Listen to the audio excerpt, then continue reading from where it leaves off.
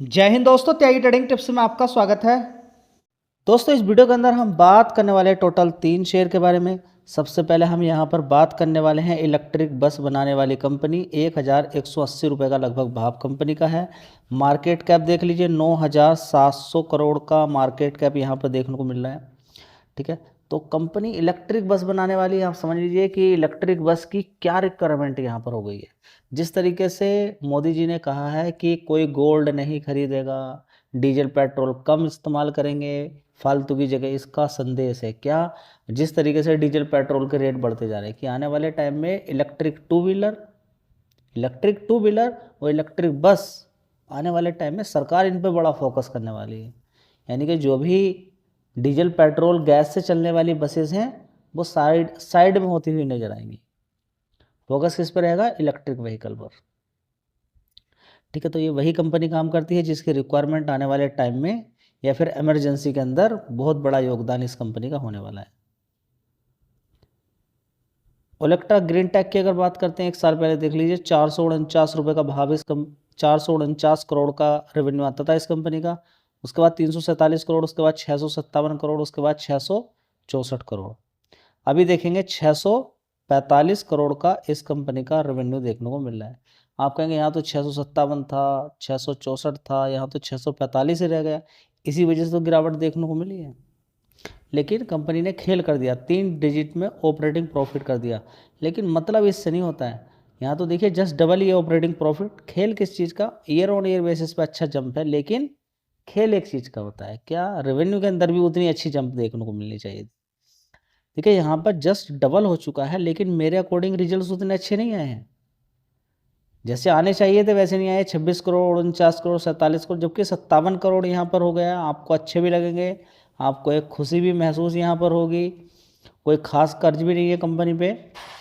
आप देखेंगे यहाँ पर रिजर्व्स 1195 करोड़ का और 380 करोड़ का यहाँ पर कंपनी पर यहाँ पर कर्ज है, सिर्फ 380 करोड़ का। और रिजर्व्स कितना है? 1195 करोड़ का। टोटल एसेट्स देख लीजिए यहाँ पर 2171 करोड़ से सीधा सीधा 2567 करोड़ हो जाते हैं। तो कंपनी बड़ी ही शानदार कंपनी है।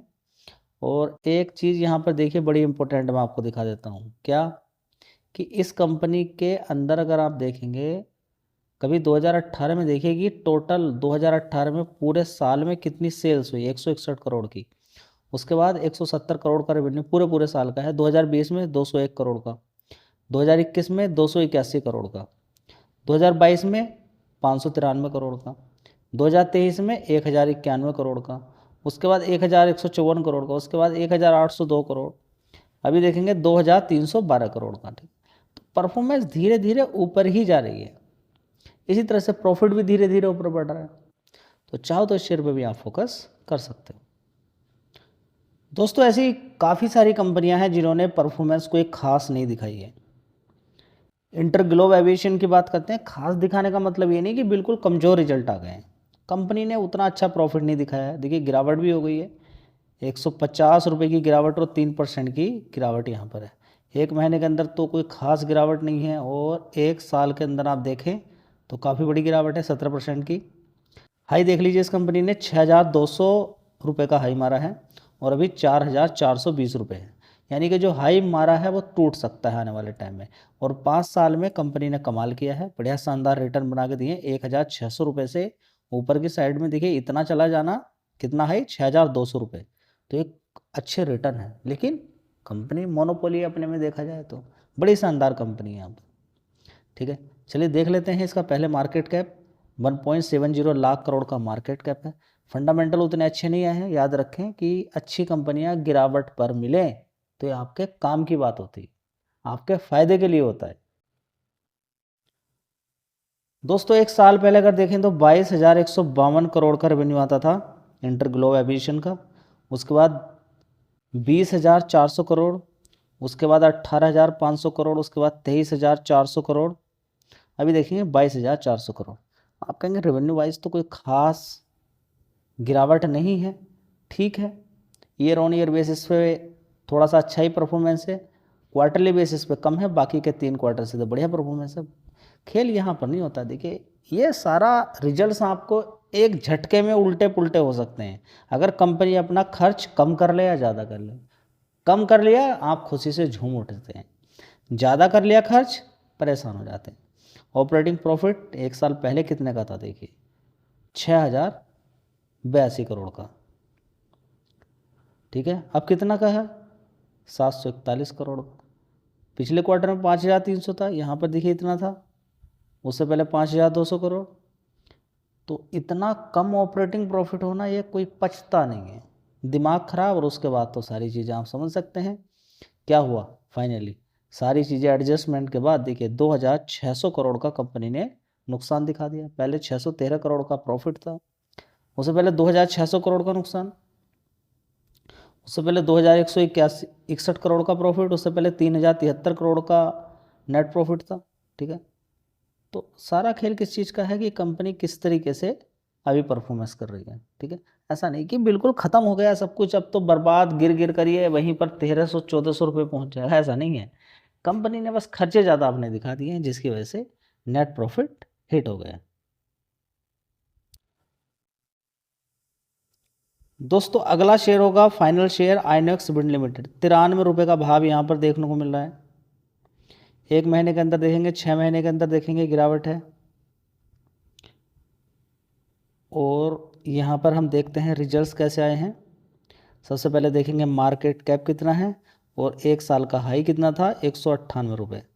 गिर गिर कर कितना पहुँच गया था, 75 रुपये। अभी कितने का भाव है, 93 रुपीज़ का।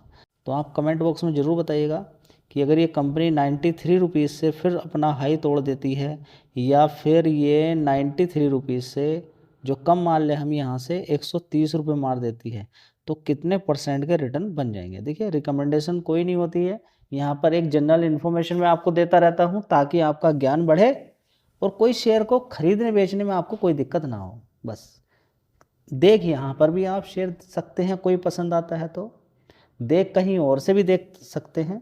यहाँ पर कोई बाउंडेशन नहीं है कि आपसे बोला जा रहा है कि यही शेयर खरीदना है, नहीं। आपको जस्ट एक एग्जाम्पल के तौर पे समझाया जाता है।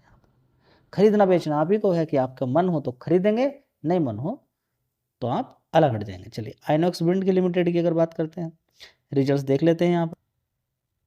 दोस्तों 1 साल पहले अगर देखते हैं 1275 करोड़ का रेवेन्यू आता था कंपनी का, उसके बाद 826 करोड़ का हो गया, उसके बाद 1100 करोड़, उसके बाद 1200 करोड़, अभी देखेंगे 1244 करोड़।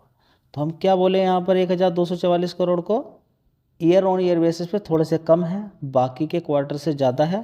तो एकदम हम ऐसे ही कहने लगे कि खराब रिजल्ट से, नहीं, तो ऐसा नहीं होगा। चलिए ऑपरेटिंग प्रॉफिट देखेंगे 200 करोड़ का है, सारा खेल खर्चों का रहता है। देखिए 4 डिजिट में कंपनी ने खर्चे दिखाए, 282 करोड़, 228 करोड़, उससे पहले 184 करोड़ का ऑपरेटिंग प्रॉफिट था, 1 साल पहले 254 करोड़ का। तो एक क्वार्टर को छोड़ के बाकी के क्वार्टर से कम ही है operating profit.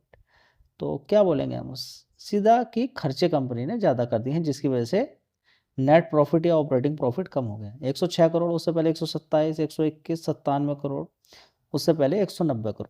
Year on year basis पे हम देखते हैं कंपेयर करके, तो यही रहेगा कि शेयर 1 साल पहले कितना ऊपर था। तो अभी नेट प्रॉफिट भी गिरा है, लेकिन रेवेन्यू वाइज ठीक है।